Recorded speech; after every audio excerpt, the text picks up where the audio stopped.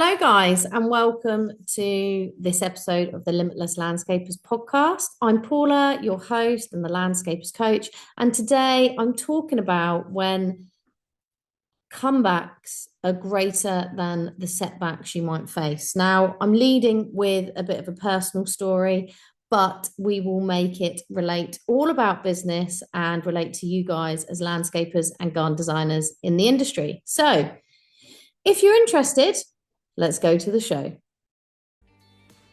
As the co-founders of the Landscaper Circle, we help you get more money, time and freedom to become limitless. Through our experiences as fellow landscapers and our tried and tested methods, if you want help with your marketing, managing or growing your business, you've definitely come to the right place. If you're a landscaper, garden designer or supplier to the industry, then hit subscribe so you never miss an episode. Now, let's get back to the show.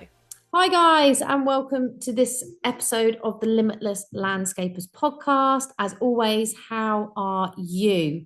Today, I'm talking about the comeback being greater than the setback, and it's all about really how you come back from setbacks in life and business.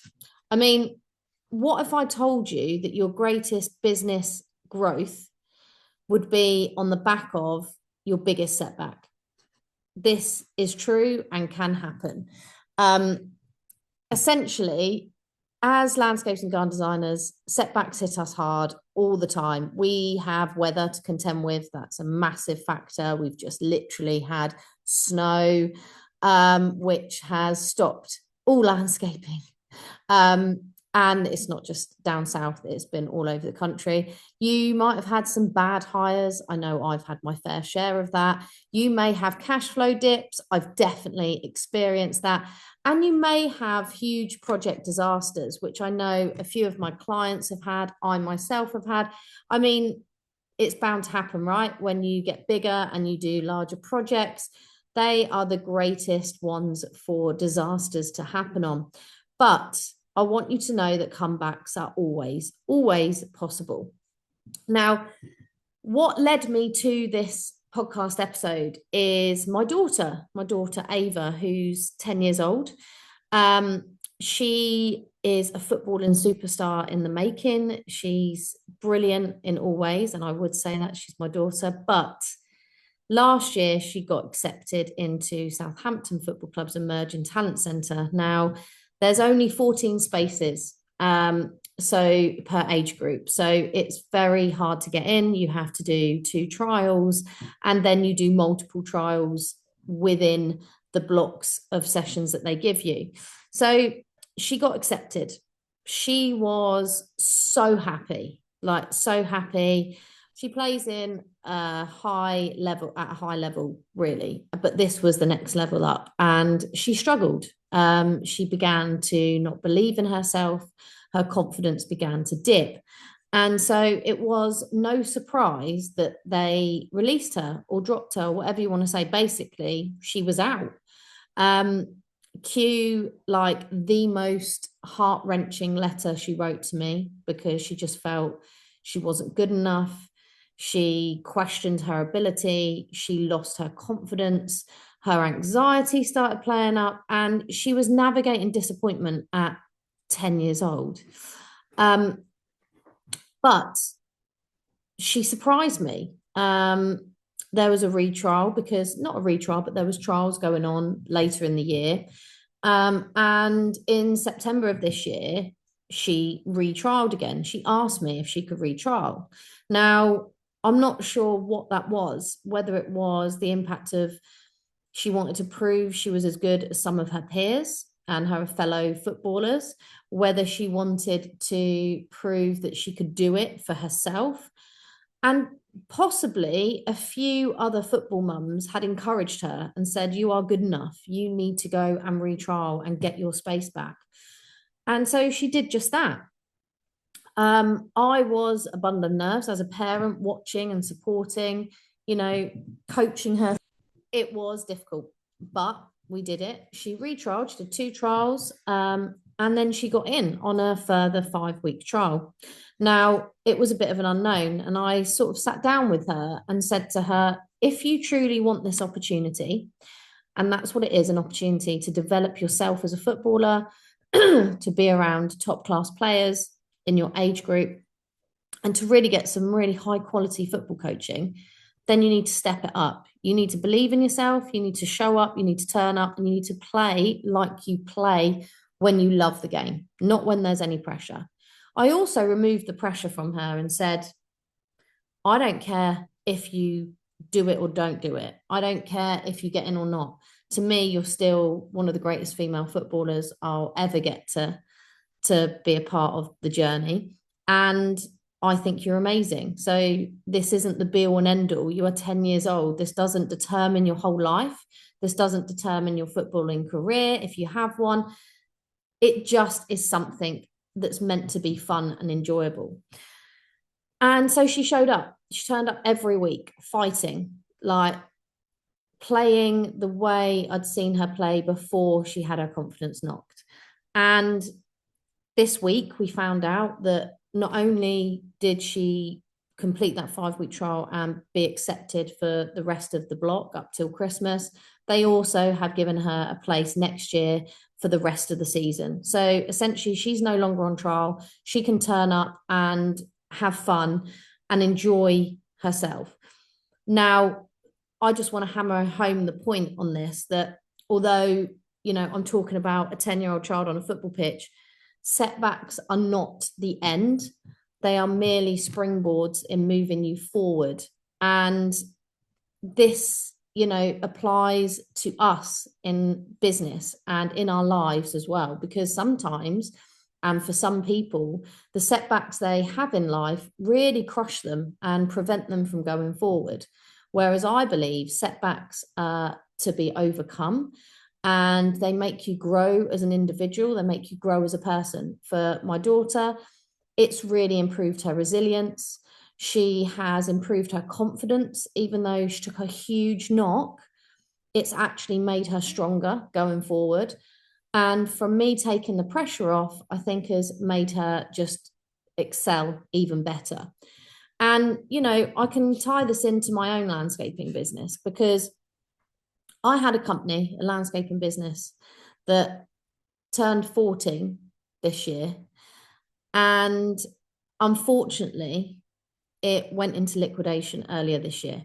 Now, it was not a decision we took lightly. It was certainly not a decision that made me happy. In fact, it really, really hit both myself and my husband for six. I mean, we had a huge emotional impact. We were both really upset, because you've built a business for 14 years. We had to explain to our team that it was gone, and how that would impact them and their lives. Obviously, it impacted on our egos and our identity. Like, we suddenly didn't have this award-winning, successful landscaping business. What do you do next? And that around that is the fear of what's next. And you begin to question your own ability to see how you're going to deal with this and how on earth you're going to make the next business venture a success. Now, why did it get set? Why was it a setback? What happened? I hear you ask, you might not have heard, but basically I had one problematic team member, quite a key member in my business, who did not bring in what they promised. They lied about the figures they were bringing in, and they overspent and overspent and overspent to the point where it really impacted our profit, and it also impacted how big our overheads were going. Add to that, we decided to run before we could walk and take on an office space that we were hoping to launch as a showroom. But that never happened. So we ended up having a very expensive office. And also the pressure that was stacking up over time to generate the income needed to build a big team and a strong team, and also to pay for said overheads, the extra vans, the extra staff, the extra tools. You know what it's like. You run landscaping businesses yourselves. And it just was a huge challenge. So unfortunately, it went into liquidation. But watching my daughter's journey and seeing that myself and my husband had our own setback to deal with, that resilience that she showed, I feel that I have drawn into myself. So it was difficult talking about this liquidation because you feel like a huge failure. The shame, the embarrassment, it's all there, but you have to develop some sort of resilience. And as business owners, I believe that we should really talk about it. And the problem is, and the shameful thing is that no one does. We all look at all of our socials and other people's socials and think, oh, they're doing fantastic. Look how amazing it is. Look how beautiful it is. I mean, you wouldn't know we were going through a really dark period because I didn't post the real life problems, because no one wants to hear about your problems. They want to hear about your successes and what's going well. So you kind of keep it all to yourself, which is not really a good thing. And I think it's developed myself as a business coach because I've been through one of the hardest journeys I think I've taken in business, and come out the other side a different, more knowledgeable person for in business, and also a more resilient person.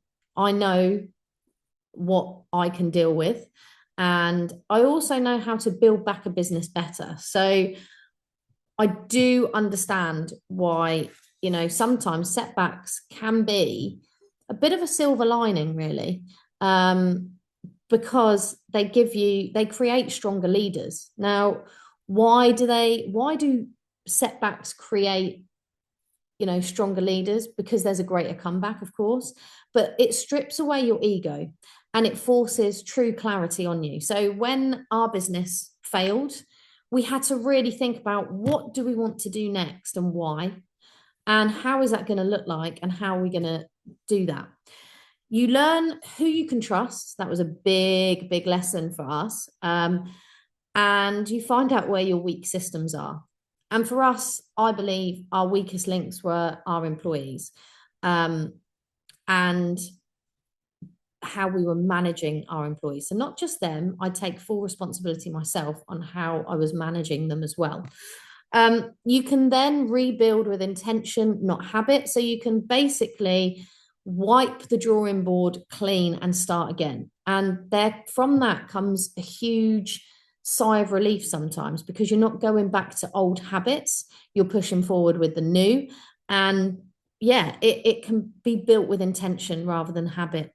You develop resilience that your competitors can't buy. So you develop a kind of resilience that no one else can sort of encroach upon.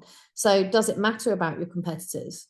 Not really, because you are you, and you will build your business and create and attract new clients in your own way.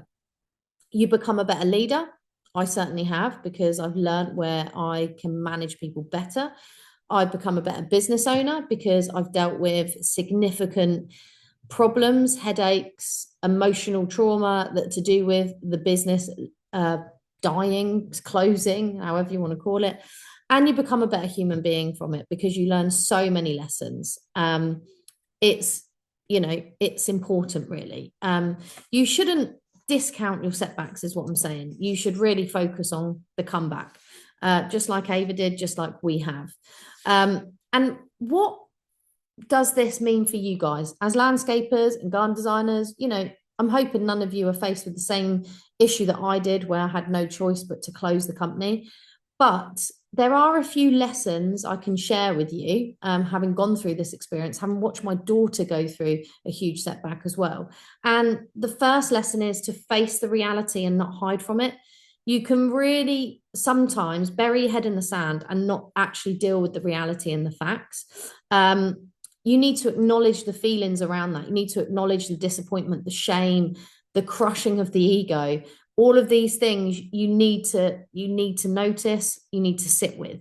You need to acknowledge where your business is weak. So where were the weak points? And then how you can flip it and change things to be better.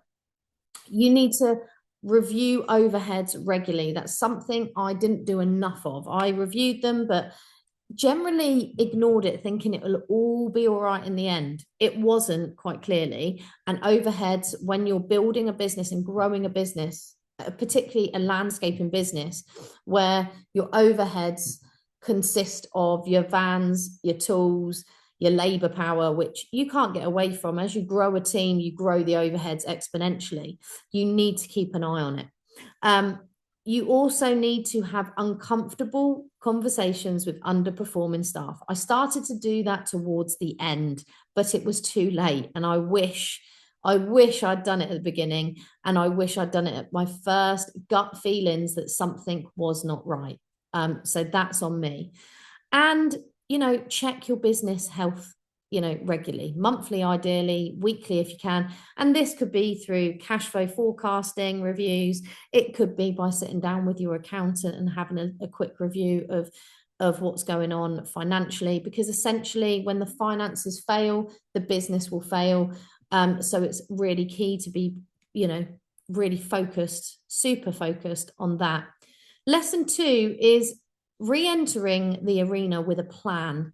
Now, my daughter retrained with purpose before retrialing. She knew what she had to do in order to get back in. She knows how good she is as a footballer. Her skills are insane. It's her confidence which lets her down. So when she's unconfident, she doesn't play very well, and therefore she does not stand out. When she's confident, she looks insane. So she had a purpose. She had to show up with confidence at that retrial. Now, how you can do this for yourself, if you are having a setback in your business, no matter how minor, you can build a simple 90-day comeback plan, which could be around, if you are looking to generate leads, it could be around marketing. If your finances are struggling, it could be about cash flow and having that chat with your accountant.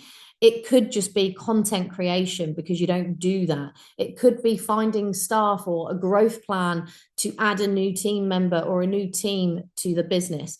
Either way, I call it a 90-day business comeback plan. It is essentially a 90-day plan to improve your business. If you want help with that, give me a shout.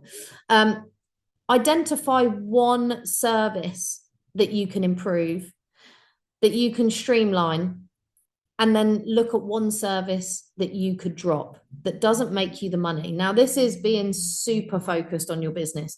You need to really dive deep into numbers.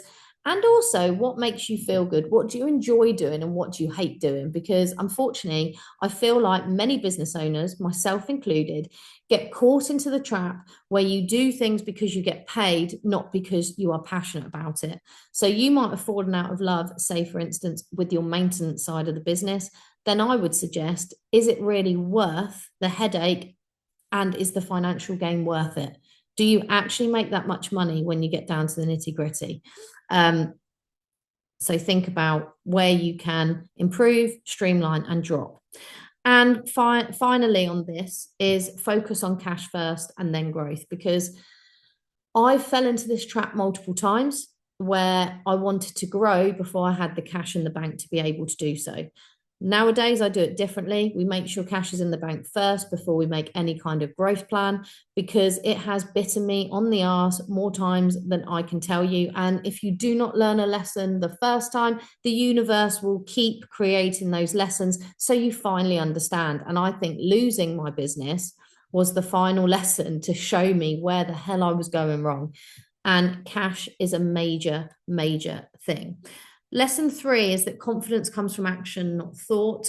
So you can think you are confident, but if you don't show up confident, then that's where the issue lies. I see this all the time when it comes to follow-ups. So when I speak to my clients and I ask them if they followed up, a lot of the time it's just through email. Now, the problem is that sometimes people get so many emails, it gets overlooked. So you have to send multiple before you get through. What about if you just picked up the phone, a good old fashioned phone call to find out hey, did you get your quote? Have you got any questions? Can I help? But that takes a certain level of confidence. And I know this is why people don't pick up that phone, because they don't feel confident in themselves. They feel a bit embarrassed. I'm saying actions speak louder than words. Part of the action side of things is you need to start marketing consistently. We are going into the winter period. Inquiries are drying up. Something I've spoken about in previous podcasts, and also what I've noticed in the industry, because it is colder, people are not out in their gardens as much, and cost of living is going through the roof. So this is the time where you need to really get consistent with your marketing, with your content, and start putting in a plan that you can do all of the time. And most importantly, to not take your foot off the gas when you get busy. So as we go into spring, summer, you often take your foot off the gas and stop doing the basic stuff like marketing. I'm telling you, you need to carry on doing confident, consistent actions. Post about your projects weekly as well. Don't be afraid. Be confident that you create an amazing outdoor space. Be confident in what you do for your clients, and then make sure you show up online. Lesson 4 is building leaner, stronger, smarter. You know, my rebuild after closing the business has been to really start again at a very, very small scale. So we now only have my husband and one subcontractor, the guy that actually has worked for us for over 11 years now. And we have rebuilt in a much smaller way, which means that we don't need as many projects. We don't need as much, you know, overheads, because we haven't got the tools, the vans, the staff, all of that has reduced hugely, in order so that we can make a more profitable but smaller business. So we don't need to market as much, because we're not trying to get loads of jobs. We know what we want. We've built up good contacts in order to generate work that way as well. And it's been another learning curve, if I'm honest. The actions we've taken to build leaner, stronger, and smarter is that we've kept the staff down. We've leaned right down, which means we've got greater control. However, it does obviously mean that we can't take on huge projects like we were going for previously. We subcontract strategically. So anything we don't know how to do, we get in. So for instance, we might work with someone who specializes in decking, someone who specializes in tarmac, if we need to sort some tarmac out on a driveway, for instance, or a resin driveway, we will outsource that. Maybe ponds, we'd outsource that. So it's essentially making sure that we have the key people that we can subcontract to when we need it, rather than having them on the payroll all of the time. Building a financial buffer. Now, something that has taken me years to do. I did it when we first started the business, and then I put my foot off the gas because I was more interested in growth than I was cash flow, is that I do put all money aside for bills. So VAT, tax, PAYE. Obviously, I've only got one staff, which is my husband, on the payroll. So all of that goes into a separate bank account, so that I don't get stung by that. Oh my God, there's a VAT bill and we've got no money to pay it. Don't want to get back into that kind of loop. What I used to do when I had a larger business and my old business was using that money to grow. So using it for cash flow to grow the business, and then would have to really, you know, rob Peter to pay Paul to pay it all back. That is not happening this time. So it's all about creating a good financial buffer. Also using more software to manage costs and the project tightly. That's something we haven't needed to do because we're not a large team. But what I'm saying to you is, if you do have more than one or two teams, or, you know, maybe 2+, potentially look at other software that can help you just manage the projects better, particularly job costings, quoting, and also making sure that they are building on time and to budget. Lesson 5, and my final lesson for you guys, I've been talking for a while now, is don't let a setback define you, let it refine you. pretty corny, but I love a corny sales message. So for my daughter, from her side of things, she didn't just improve her level of football, she improved her mindset. And that is something that you guys can work on as well, because mindset is key to all success, in my opinion. And it's been well documented, actually. So your actions around this is to write down your biggest business lesson from the last 12 months. Share it with yourself or your team or both, and then turn it into a system or a standard that's non-negotiable. If you want help with that, give me a shout.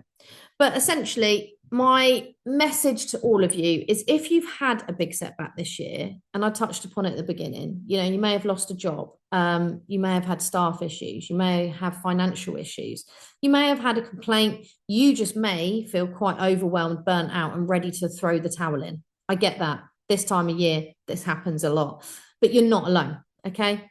I've been there, I've done that, I've pretty much got the t-shirt, I'm still here. We are still running, we are still going, and actually we're stronger for it. You're in great company around me. So if you need any help or advice, please reach out. I just want you not to be doing this alone. It was difficult enough, myself and my husband going through it together. But if there was someone out there that I knew had been through it, I would have been asking questions. And I did. A friend of mine who had a business not related, not in the landscaping industry, he was going through a similar thing, closing his much larger business down. And we picked his brains. We had meetings with him. We chatted our strategy through. So that is also important. You need to know you've got people in your corner that you can talk to, i.e. me. And ultimately, if a 10-year-old child can face rejection, can overcome panic, fear, anxiety, and huge confidence issues, and still go back to the pitch where she was dropped from and get back on the team, you can 100% do it too. Come back to that. So have a think about your business, reflect on your business. Maybe you've got a huge setback in mind that you want to talk about, and then book in for a free consultation with me. I offer one-to-one business coaching, as well as a 4-week, almost like a trial with me, at a much lower cost if you are interested in working with me. But essentially, I'm here to help you. So give me a shout, drop me an email, paula@thelandscapescoach.co.uk, and I will be back online in a couple of weeks with a new podcast for you. So hopefully you've enjoyed that episode. Please do, send me an email if you did like the episode. If you've got any questions you want me to raise or issues you want me to cover on the next podcast, send it in. Happy to do so. And if not, I will see you on the next episode of the Limitless Landscapers podcast. See you later.